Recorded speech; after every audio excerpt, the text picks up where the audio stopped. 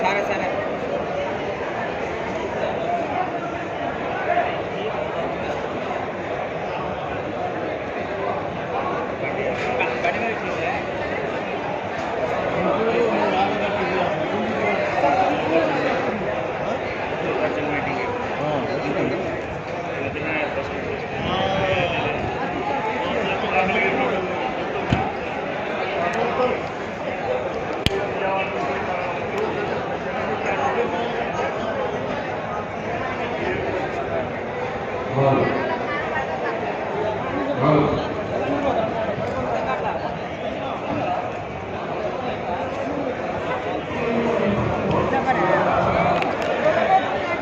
మధ్యపల్లి market చేయమని